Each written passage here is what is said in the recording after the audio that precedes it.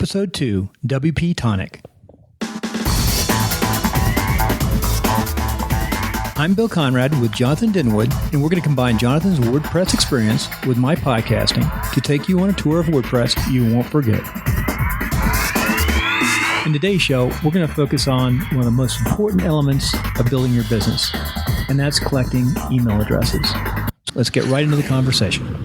So we're going to let Jonathan jump right into the topic of the show, which the title of the day is How to Build Up a List for Your Website. Yeah, it's not the most fashionable subject, but it's one of the most important. It's one of the, your website, you own your website and you own your mailing list. And having a strong mailing list is really important if you're going to have a successful online business. And this is about WordPress, but it's about online business. And having a strong list is really important. All this social media is really important, but you don't own those social media companies. You don't own Google. There's a lot of things out of your control, but your website and your list are under your control. So it's really important to understand how WordPress works with various services and other products and what you need to know to build up an effective list. Very good. And I know lists are very important. We have both real estate, the list is key. We build those a lot of different ways. We capture them from people doing market analysis and requesting information from our websites, but we have to shoot those down, we have to collect them somewhere, and we have to manage them. So Jonathan, where do we start? The main thing is if you've got a normal hosting provider, you can send so many email per month through your website, but you cannot and you must not send more than 250 email per month through your normal hosting account. You can get away with it, but very soon your email will not get through to people. It will be marked as spam. And you could also break the terms, and you will be breaking the terms of your contract with your hosting provider, and you might find your site down. So Are you talking about the response just coming from your website or from something like Gmail? They're two completely different things. Your hosting provider will provide email functionality. It will be to get techie. It will be based on POP3, and it will be linked to the domain name, and they offer basic email relay functionality. And your administrative emails that come from your WordPress powered website go through your hosting provider. That functionality, most hosting providers do offer the ability to allow that basic email functionality to be taken over by Google. Google used to offer a free service, but now for businesses it's paid. It's $50 a year per user. And that offers not only POP3, but it also offers other email functionality and also other additional services. But that's just for your normal administrative email that comes from you and comes from WordPress. Right. So we went into some pretty heavy tech for those who aren't overly WordPress savvy or understand the functionalities of email. But the bottom line is just don't put out spam or a lot of email from your personal sites because they'll be considered spam. So you have to use something. It's not designed for email marketing. It was never designed. Your hosting provider has not set that functionality up for that, and you will be breaking the terms and conditions of your hosting agreement if you do that. So bottom line is you're going to explain to us what other services are available so we can send out more than 500 emails in a day. Between 250, 500, you'll probably get away with it for a few months. Even at that level, if you do it more than a couple of months, you're going to get into trouble. I know Gmail will let you go up to 500 emails in one day. It will, but it will, because it will, doesn't mean you should do it. That's total. That's actually, you can send out 500 all at once, or you can send out 500 separate emails. I know they will eventually shut down your account if you bust that. that you if you get onto certain lists and they start you're getting marked up consistently as spam, they will act. Right. So good for little small sites. I administer now 15 websites. 15, yeah. You're a busy beaver. Well, I've got my daughters too working. But you've got the slave labour, haven't you? 12 and 14. He's got the cheap labour folks. He's got the 14-year-olds. And 4.0 students. I'm really proud of them. But it's interesting. There's benefits. I'm taking them down the river today, the Truckee River. We're going to throw them in. But they love it. We're rafting. It's a long rafting trip today. So I do have them working, and they are figuring it. But what I wanted to say is we use a variance. We use a couple different MailChimp on some of the smaller programs where we're not using a lot of email and just collecting them, and they allow 1,200. So I'll just get on the subject. Explain. Yeah. MailChimp is one of those elements. Basically, you need to set up either a form or some way for people to give you their name and email to join some form of list. Because the content of your website's so fantastic that people just want to join and get your newsletter, or you're offering some forms of inducements, or whatever it is.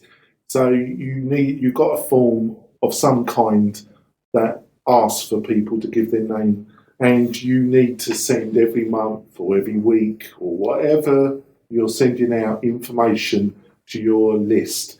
You need some system that will send that out for you. And you're probably going to send it out as a HTML newsletter or sales letter or whatever.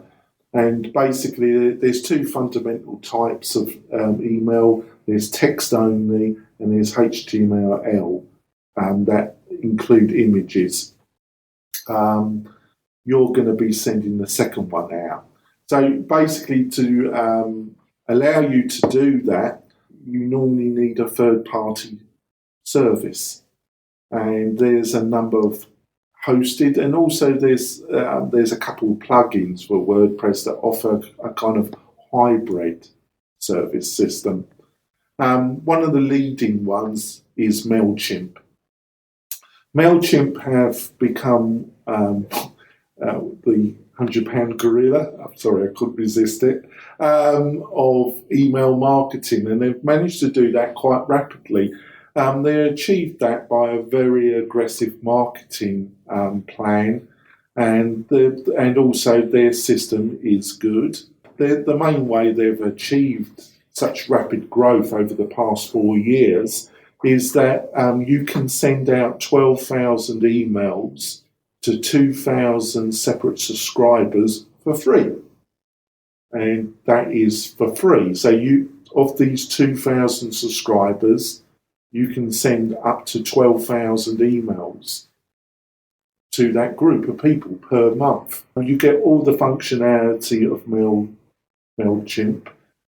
It's not a cut-down service, the free service. There are things you must be aware. Obviously, they're free. The servers, the white-labelled servers, the mail servers that MailChimp are using for the free service aren't the same servers that are utilised for their paid subscriptions. And there's consequences. But as a starting system, as to get yourself into the game, it's attractive. That's very good.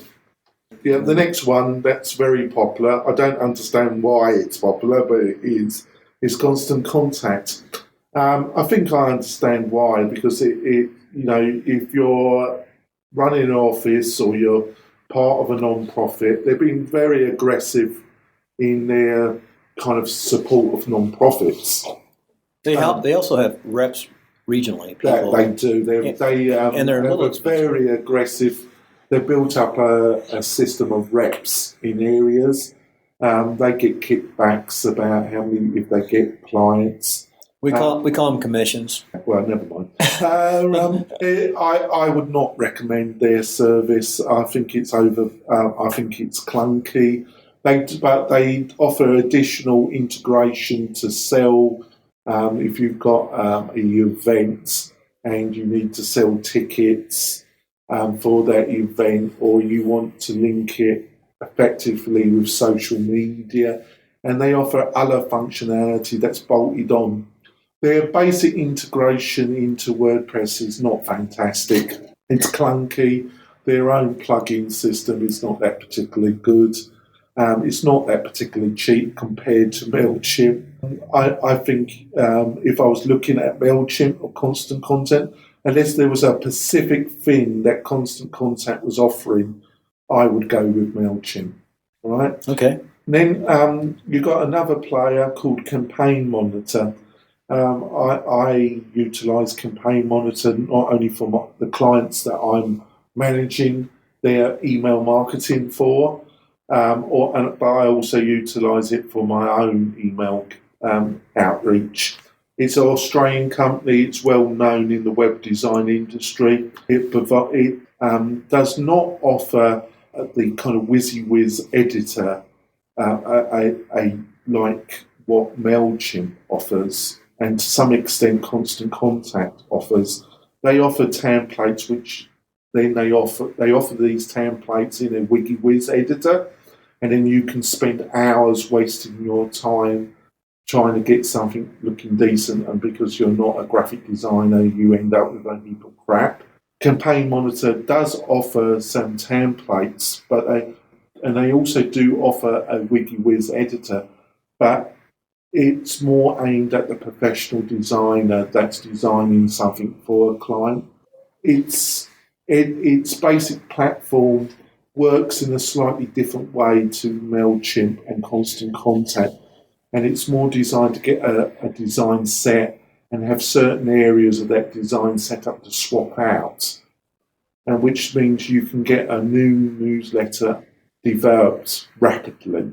Not as cheap as Constant Contact, and it doesn't offer a free level as MailChimp, but it's a slick professional system, and the company's support is superb.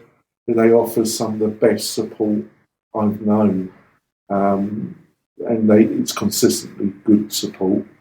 The final one is one I haven't utilised myself, but I'm looking at. It's MailPoet. It's a hybrid system. It's a plugin. They do offer a free plugin level, but that offers, you can send out, that seems to have the majority of the functionality, and you can send out emails to 2,000 subscribers per month. On their site, it doesn't seem to say how many emails you can send to those 2,000 subscribers. Unlike MailChimp, they don't seem to publicise a limit of 12,000 emails per month. Also, I need to delve into it. It doesn't really say if they're utilising their own mail server or they're utilising the mail server of your hosting provider. Actually, I did dig into MailPoet, and they use anywhere from Gmail to your own provider to your POP. And then they limit how many emails can go out a day. Let's say you have 2,000 emails that have to go out. They will throttle that over a period of days so you don't bust the requirements. That is not a very good system. That's what they do. That is not very satisfactory, no. Is that, if you've been looking into it, the paid service? Is that utilised in the same model? Yes, that's as far as I know. I've studied into it. That's if you're just sending a few hundred per month and you want a better system than the normal text emails that come from WordPress, maybe look at it. I certainly wouldn't pay the $99 if that is the fact. I'll still look at the free level, but there's also other plugins that enable you to send better email than normal text anyway. Like I have 15 sites. Some of them are just small niche sites. For a small niche site, it might work. It might. Because it's just a local, like a local. For anybody that's seriously looking at email marketing, that would not be satisfactory. One of my sites is a nonprofit where they have a monthly luncheon, and there's about 60 to 80 people who come to the luncheon. I mean, max, with their guests, and there's only regular members, only 60 or 70 members. So you can build a small website, a landing page where people can communicate and it can get out the information. We also use, we are really not talking about this today, I don't think, but the backside of it with how you apply a credit card and the best way to move people through the process of, for example, they have to sign up the RSVP up through and then collect that data. For us, we just have a little form of the RSVP, and then we push them over on their own to pay for it. Either we have a credit card system, but we also have PayPal. Yeah, that's one of the things where Constant Contact they market strongly because they offer integrated payment systems. So people, it will integrate if you're a non-profit and you're doing some venues where you're trying to revenue. Constant Contact offer a number of kind of plugins to their email marketing system where it's very rapidly integrated. Be aware though that they take high percentages. PayPal or Constant Contact. Oh yeah, you pay for that. They've got a service like PayPal and yes, credit cards. Yeah, but they take a high percentage, higher than other systems. But that's one of the things that. But as a pure email marketing system, I do not rate it. That could be a discussion itself, all that integration.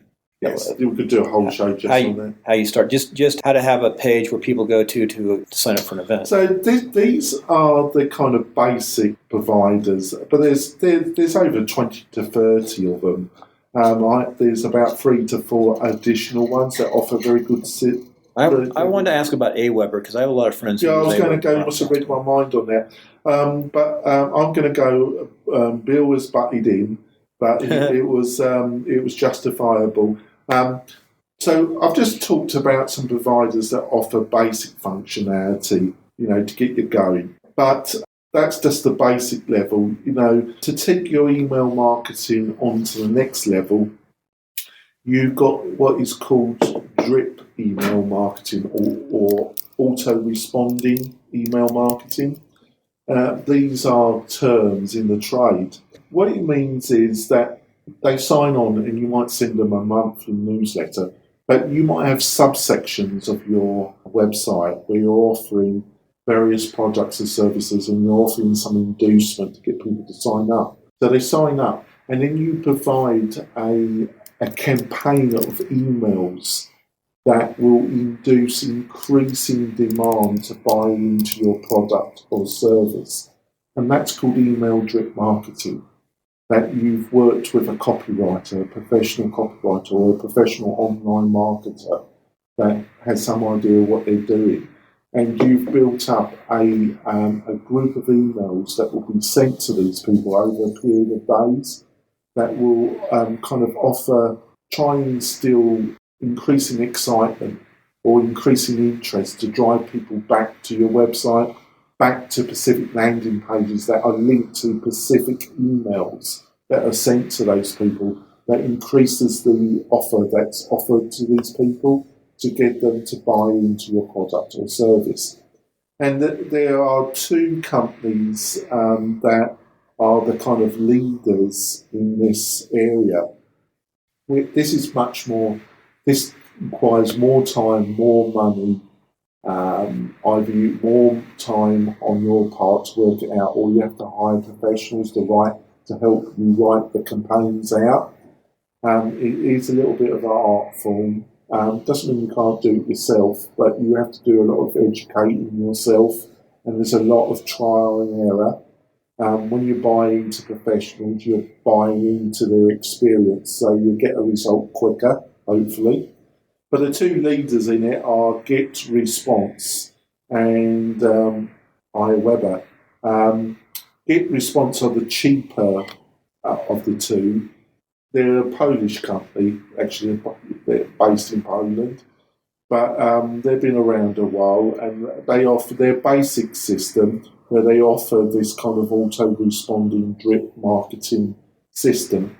MailChimp and the Constant Contact, they really don't provide this type of functionality. MailPoet does, but because of what Bill has described, I really could not recommend them. But these two companies, Get Back to Get Response, their basic level of subscription, they offer 1,000 subscribers at $15 a month. So you can, I don't know what email limit there is. They're utilising their own white labelled email servers. But I haven't used them. I have used them, but not for a while. But like I say, that's the basic offering, 1,000 subscribers per month at $15 a month. It hasn't got the level of functionality as iWeber. iWeber is the kind of Rolls Royce of drip email marketing. They developed the technology. That's how they got established in the market. It's a very good system. Most professional email copywriters who make a living by providing consultancy and writing emails that will get a response from your target audience tend to utilise iWeber. I have worked with such individuals. Their basic is 500 subscribers, so it's half of what Get Response, and it's at it's $19 a month, so it's almost $20 a month. So you're paying a substantial. It's not mega money though, but you're paying for that kind of functionality and for that quality. Yeah, I know, again, a lot of my friends in the industry, the podcast side, do recommend AWeber. The podcast society, organization, there's sort of some niches within podcasting where there's groups of people who sort of communicate with each other. We meet in Las Vegas. They don't really. I mean, they talk online. Yeah, we meet. I actually have on Saturday mornings, I have in the morning at 7:30. And then we have... Talking to one another. And then we have something in the afternoon. We usually have something. But... we get together. AWeber has one out, and the reason why you have to collect those names and then you have to drip back or have some kind of program. Now, I'm not quite that level, my levels process, because in podcasting, the first step is to create a good show, get it up online. But what you should do right away is somehow collect those email contacts. So you're saying, what's the difference between me collecting it on MailChimp for free, basically, initially? You're not collecting. MailChimp is the framework that you can design a HTML newsletter, and then they provide the white-labeled mail servers that will actually send out that. But right. But they don't provide any of the... They provide... I can actually have a little form and collect information on. They provide a back end that you can design a form and then paste that code onto your website. Yes, and I've done that, so I can collect addresses. Yes, that with MailChimp they provide a WikiWiz that will build that form, and you can have different fields in it, and you can customize it to a very small amount, and then put it onto the sidebar or the footer, or wherever you've got it ready to place on your WordPress site. Right. I actually used the form on one of my sites. I used a form from Jetpack, hooked it in with it was pretty easy, and hooked it in with. Yes. And then the reason I remembered that I did it initially is because I deactivated Jetpack because I was trying to get away from it, and I noticed the form. I was just trying to get away from it because it's such a big program. I'm actually, with my sites, I start with very few plugins and I add. I'm very slow at developing the sites. But now what's the difference between that MailChimp collecting and now the next step up to AWeber? What are the biggest differences? It's not really. The fundamentals are the same. The back end of AWeber, in some ways, its WikiWiz system isn't as sophisticated as MailChimp, but they do offer a set of templates, and it's there. It's not as fantastic as MailChimp. MailChimp's really aiming at the amateur market. Because of their price level, Weber, they're not really aiming at the kind of amateur, and I'm not trying to be disbanding here, but they're not aiming at the amateur or somebody that's just running a small non-profit. It's aimed at profitable real businesses, online business, or people that really want to get a result from their email marketing. So they're investing a lot of time, money, energy and they need a really very professional tool to do it. Okay, I sort of understand that, where you're going. Do they happen to have their own forms, or do you have to use someone else's form? No, they provide similar functionality Is there any good? to MailChimp when it comes to that. What I am learning is there's definitely differences in form. I've hopefully given you information about basic landscape and about the different options and the different providers out there. But there's a reality here. The reality, like most things to do with the internet and email and websites, is that you put a form on your website on the sidebar. Okay. That's great. The chances of anybody subscribing in 2014 with a basic form that came from the basic editor is about 0. Wow. Right? People do not want to give their names and email addresses to people. Okay. We've talked about the mail service and how you send emails out and then how you collect emails by correcting a form.